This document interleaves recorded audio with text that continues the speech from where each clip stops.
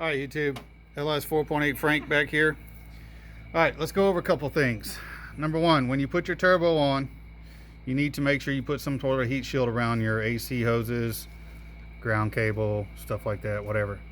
Wastegate, when you put it on, make sure you push all the way down. You'll be able to see right here where your clamp goes on. You'll be able to see a little gap. Push that down, close that gap up, tighten it up. Two people help. Having two people helps. As far as the wastegate downpipe, put some heat wrap on it. It's basically just for function, not for looks. Your fuel pressure regulator, all right? Remember we ran our return line, right? We're gonna come behind the intake and come up underneath this injector here. And then we're just gonna loop it right up. All these fittings right here are in the kit, except for that bulkhead fitting we went over in the first video. So it's going to screw up down here at the bottom. Don't tighten it up yet. You want to get this one tight. It'll come with a fitting right here. It screws on your test port for your fuel rail. Tighten that down. Tighten your 90 onto your test port fitting. Then come back and tighten this down. Okay. Other than that, we're about to start running vacuum lines for the wastegate, blow-off valve, all that good stuff. Fuel pressure regulator, which is already hooked up. So once we do that, we're going to go ahead and do the cooling system. Go ahead and get it burped. That normally takes a while. And we're waiting on our map sensor, our new map sensor. The one I got with this kit, like I said, it was on the 09. It's a fairly new kit, but it was on a 09, and 09 to 11 the map sensors are different. I believe in 2010 or whatever they started putting a little hole right here. All right, there's a little on the map sensor, there's a little bracket out to the side, a little plastic out to the side. It's got a hole in it, and it goes over this pin, and then you've got this little clip that goes across the top of it. The one I got, it sat too high, so the clip wouldn't even go on it. Other than that, everything's pretty much straightforward. Put your spark plugs in, all right, before you put your manifold on. Make sure they're gapped, put them in, tighten them down. Your downpipe, your exhaust downpipe, not very difficult. Not very difficult at all. Like I said, it helps to have somebody to help you. But other than that, that is pretty much the gist of it. Not a whole lot going on. Let's see, anything else? Just kind of give you an overview of how I ran things. Okay. And we got two different filters. We got a little short stubby filter that ends about right here. It ends about right here. I decided to use the 90 just because I like the way it looked better than the short stubby, and I feel like it'd draw in more direct, cooler air through that hole right there. Okay. Down here you can see that bolts up. You got a 90-degree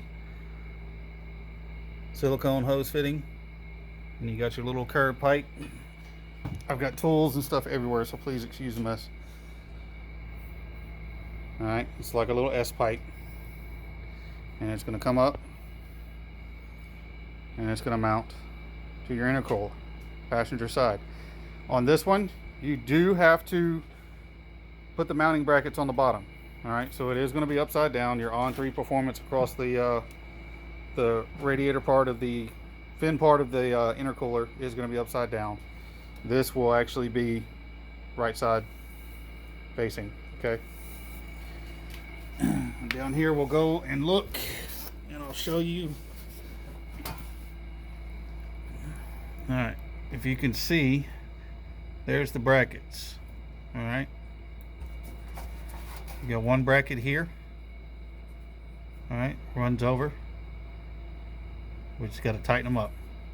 There's one bracket, goes on top of this deal here, on top of your core support. All right, and the same thing right here. Got one bracket, goes back to the bolt hole. You should have a bolt hole on your core support for it, and you've actually got another one right here. If you need to move it for adjustment or anything, you should be able to use that one as well. Same thing over here. There's actually another bolt hole right there. All right, I don't know if you can see it. but there's another bolt hole right there just in case. Okay, here's a bottom view. You got your wastegate downpipe. A lot more room down here than there is up there, what it looks like, but it's not bad. Like I said, anything that's not needed, move it out of the way, tie it off to the side, cover everything with heat wrap, heat shield, whatever. Protect everything, all right? Yeah. Driver's side cold piping. All right, like I said, got the intercooler going around. Now 90 in, you got this nice little 90 right here. All right. You got another 90, go straight into another coupling, and then you got another long piece with a 90. And that's where your blow-off valve is, right here, which is actually the best location for a blow-off valve. All right. So everything looks good, everything's tightened down. Of course, we got our water neck, we got that taken care of. All we have to do is put our coolant line on there, and we should be good to go. I think I have to get a inline reducer nipple in order to fit my two pieces of hose together, because they're a little different from one truck to the 09 to 11. So we do have the vacuum block right here. As you can see, they've got ports used on it. ON3 Performance. It's supposed to mount like that. They say not to block off this side here. I don't know why they did, but they say not to. And as you can see, I don't think it was doing a lot of good anyway. So they probably had a boost leak. I doubt they knew it, but they probably had a boost leak. So other than that, y'all, everything is pretty much easy, straightforward. I mean, the hardest thing, I think, was taking off the fuel rail,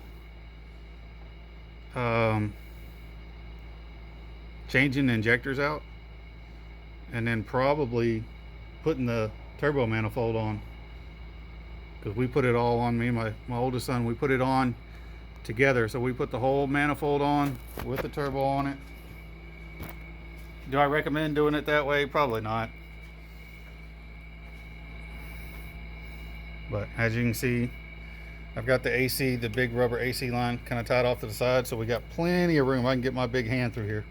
Got plenty of room till we get right down there at the bottom of the turbo, and then it kind of gets close. Well, it does get close, doesn't kind of. So other than that, like I said, everything's pretty much out of the way. Relocated a couple things. I did take this tray out that was down here. It's right there. And somewhere else, there's another piece of it somewhere, and then that piece right there, I just bought for this truck, so yeah, don't need that no more. But we've got vacuum lines, we've got the oil drain to tap into the oil pan. Let's see what else. We've got the coolant, and we've got spark plug wires. Other than that, I think that's about it. That should be about it. And we honestly should have put the spark plug wires on already, but we'll fight with it. We're kind of going off key here, but it is what it is. It's the joy of learning. First time ever doing a turbo kit, but everything fits up pretty good. You know, you can always clock this housing here. You can loosen these bolts up on the back side a little bit, and you can actually turn this housing. You always want your feed and your drain straight up and down. You want your feed on top, your drain down, straight down below. Don't ever get that off. So you want your turbo clocked correctly. But as far as your housing here, you can turn this housing any which way you want. It doesn't matter, as long as your feed and drain are correct. So another look at it. Of course, right there I've got my transmission cooler, condenser, radiator. I do have the Locar 4080 trans cable. I hate it. Can't read it for crap. But yep, other than that, that's it for now. We'll be back with another video here shortly. Later.